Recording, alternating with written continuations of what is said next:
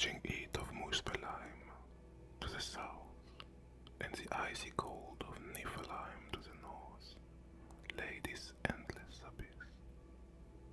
It was in this original chaos that Ymir, the very first of the giants, was born.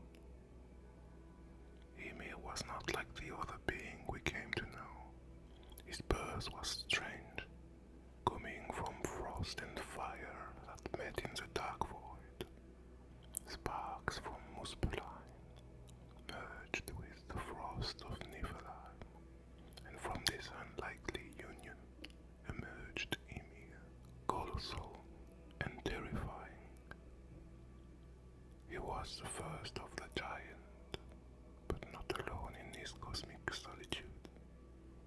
With him also came a gigantic cow, Hodumla, whose milk nourished him for centuries. But Ymir was not just another giant. He was also a source of life. In his sleep, drop of sweat floated from his immense body, and from his sweat, new beings were born. All the giant, raw force of nature, and so Ymir became the father of the race of giants, who prospered and grew, brutal and indomitable. Hodumla, for her part, licked the salty ice blocks of Ginnungagap for food, and from these eyes emerged Buri, the first of the Asses, ancestor of the gods. Buri had a son, Bor, who married Bestla, a giant, giving birth to three sons, Vi, Ve, and Odin. Odin, the wisest and most powerful of the three, knew that for order and life to flourish, the ancient chaos embodied by Ymir had to be vanquished. So the three brothers decided to take their destiny into their own hands and overthrow Ymir, the primordial giant. A great battle ensued, a titanic battle that shook the very foundation of the universe. In this hand, the young gods triumphed, and Ymir, the giant, fell. But Ymir did not die in vain. From his massive body, the gods shaped the world we know today. His blood poured forth in torrents, creating seas and oceans. His flesh became the earth, his bones the mountains, and his teeth the rocks and cliffs. His hair became trees and forest. His gigantic skull became the sky above us, held together by four dwarfs named Nordri, Sudri, Austri, and Vestri. As for his brain, it was thrown into the sky and transformed into clouds. Thus, from Ymir's remains, the gods created Midgard, the world of men, a place where life could grow and prosper. But even after his death, Ymir's spirits continued to haunt the world, for the giants, his descendants, never forgot their ancestor or those who brought about his demise, and they vowed to take their revenge on the gods one day, one way or another. And so for the story of Ymir, the primordial giant is etched in the myth in the north. His life and death are at the origin of all things, reminding gods, giant and man,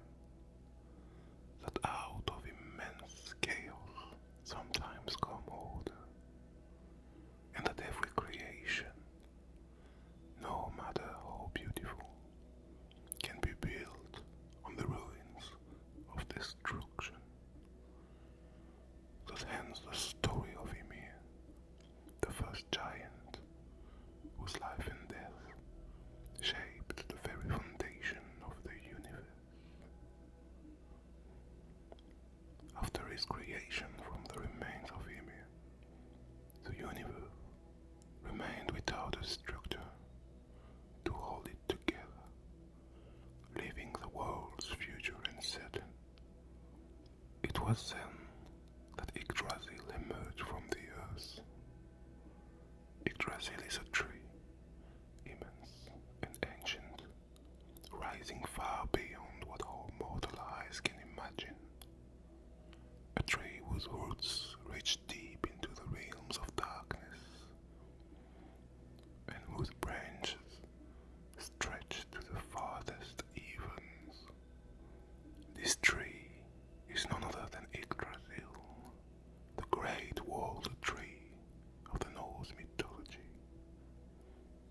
In its branches and at its roots lies the destiny of all that exists, from God to man, from giant to fantastic creatures. Yggdrasil is far more than just a tree. It is the center of the universe, the link between all worlds. Imagine a great ash tree, immense and majestic, whose roots reach into three distinct realms.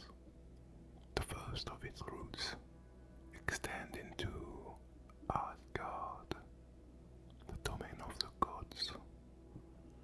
The mighty Aether, here beneath the tree, lies Well, home to the three Norns, Verdandi, Skuld, and Ord. Those waivers of destiny are responsible for shaping the past, present, and future of all that lives and breathes. Every day, they water the sacred tree with water from Ord's well to keep it green and vigorous, for Yggdrasil carries the weight of all worlds and must remain strong. The second root plunge into Jotunheim, the land of the giants, those primordial beings, the raw force of nature. Here lies Mimir's well, source of infinite wisdom. It is here that Mimir, the wisest being, keeps his secrets. Even Odin, king of the gods, had to sacrifice one of his eyes to drink from it and gain knowledge about the cosmos and the deep secret of the universe. And through his sacrifice, Odin showed us that even the greatest must sometimes give up something precious to gain knowledge. The third root of Yggdrasil descends to the kingdom of Niflheim, the icy world of darkness, where lies the well of Ymir, the sources of many rivers. It is here that the terrible serpent Nidhogg gnaws relentlessly at the three roots, hoping to destroy it and bring chaos back to the cosmos.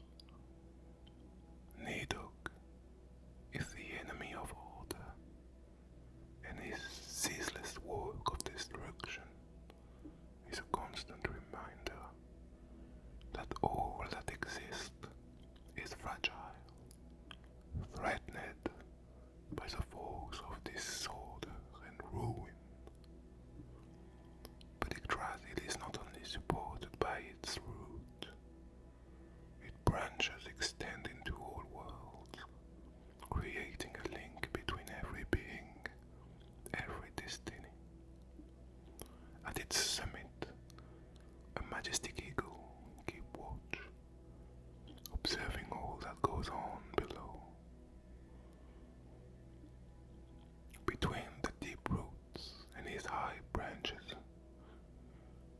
mischievous squirrel Ratatoskra ran up and down, carrying message, often malicious, between the eagle at the top of the tree and Nidhogg below. Ratatoskra, with his sharp tongue, maintained the tension between the heavens and the depths, a constant reminder of the conflict that underlies the universe. Light, agile stags also roam the tree's branches, rising on its leaves. Those stags, Dain, Dvalin, Dornir, and Durafur, symbolize the cycle of life and death, showing that even the most sacred tree can be consumed by the natural forces of the world. But despite everything, Yggdrasil remains, offering shade and support, life and continuity.